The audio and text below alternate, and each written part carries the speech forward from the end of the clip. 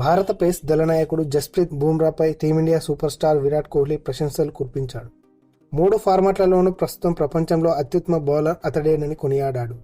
తాను ఎదుర్కొన్న బౌలర్లలో అత్యంత కఠినమైన బౌలర్ బుమ్రానే అని కోహ్లీ వెల్లడించాడు.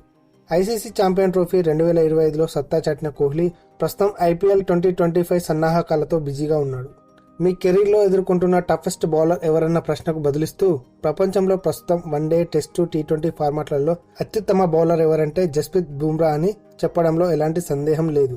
ఐపీఎల్లో కొన్ని సందర్భాల్లో అతను నన్ను అవుట్ చేశాడు. అయితే ఎక్కువసార్లు నేనే అతడిపై పైచేయి సాధించాను. అయినా సరే మా ఇద్దరి మధ్య పోటీ అంటే ఎంతో ఆసక్తికరంగా, సరదాగా ఉంటుంది. ప్రతి బంతిని షాట్ బాదేందుకు ప్రయత్నిస్తుంటా. నన్ను ఆపేందుకు అతడు ట్రై చేస్తాడు. ఇద్దరి మధ్య పోటీ తీవ్ర స్థాయికి చేరుకున్న వేళ ఎవరు కూడా తగ్గకుండా ముందుకు సాగితే మజాగా ఉంటుంది అన్నాడు. ఇక నెట్స్లో ప్రాక్టీస్ చేస్తున్నప్పుడు నేను రెగ్యులర్గా బుమ్రా బౌలింగ్ను ఎదుర్కొంటా.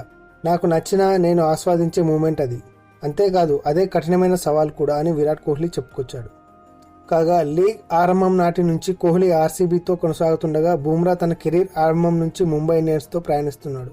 ఇక 2013 ఏప్రిల్ 4న ముంబై తరపున ఆర్సీబీతో బుమ్రా ఐపీఎల్లో అరంగేట్రం చేసిన విషయం తెలిసిందే. నాడు చిన్నస్వామి స్టేడియంలో జరిగిన మ్యాచ్లో 4 ఓవర్ల కోటా పూర్తి చేసి 32 పరుగులు ఇచ్చిన బుమ్రా 3 వికెట్లు తీశాడు.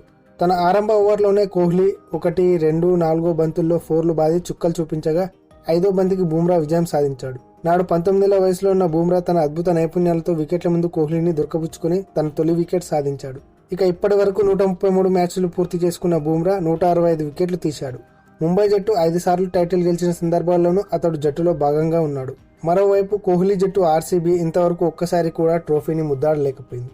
ఇదిలా ఉంటే కోహ్లీ, బుమ్రా టీమిండియాకు కలిసి ఆడుతున్న విషయం తెలిసింది. కోహ్లీ సారథ్యంలో బుమ్రా ఆడగా పలు సందర్భాల్లో బుమ్రా కెప్టెన్సీలో కోహ్లీ ఆడడం విశేషం.